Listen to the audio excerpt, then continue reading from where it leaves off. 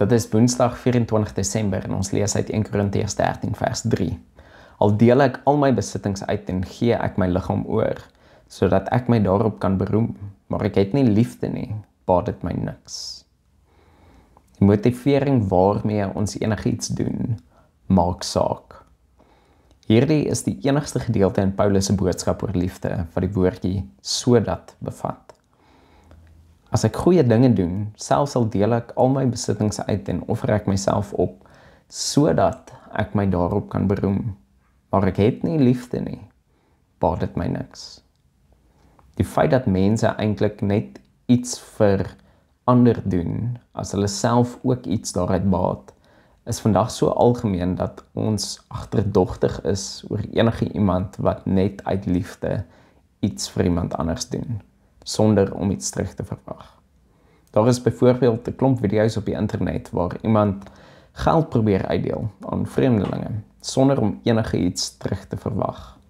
Dis natuurlik nie heeltemal waar nie, want hulle verwag dat mense die video op die internet sal kyk, maar die persoon vir wie hulle die geld gee, hoef niks daarvoor te doen nie. Dit is opmerklik dat die meeste mense dadelik nee sê en agterdogtig is, omdat hulle dadelik aanneem daar is een of ander catch. Ons verwag nie meer dat mense iets doen sonder om enige iets terug te verwag nie. Of dink aan die manier wat ons vir mekaar geskenke uitdeel met Kersfees of met iemand se verjaarsdag.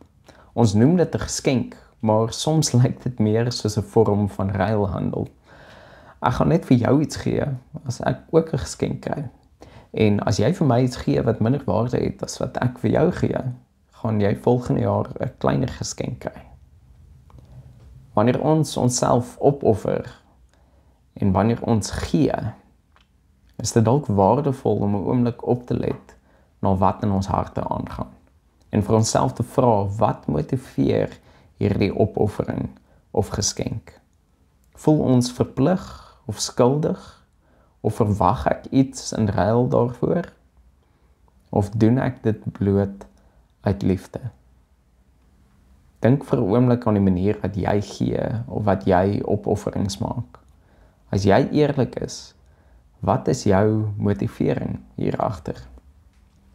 Ons kan dink dat Paulus sê, as jy nie in liefde gee nie, moet jy ophou gee. Maar om te gee en jouself op te offer, is ook 'n manier om jou liefde te kweek. So dalk, as jy besef die manier wat jy gee, het ruilhandel geword, of dat jy jouself opoffer om eer terug te kry, moet jy nie ophou gee nie, maar dalk net vir 'n rukkie op 'n ander manier gee, of vir iemand anders gee, om toe te laat dat die manier wat jy gee, weer liefde in jou hart kweek. In hierdie feestyd mag ons onsself opnuut herinner hoekom ons gee. Omdat ons die grootste geskenk van liefde in Jesus Christus ontvang het, en daarom ook uit liefde wil gee vir ander. Kom ons bid saam. Here God, ondersoek my hart en die redes hoekom ek gee en myself opoffer.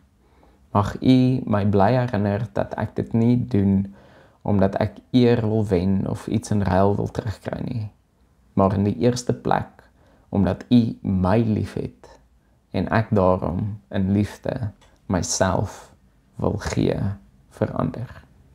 Amen.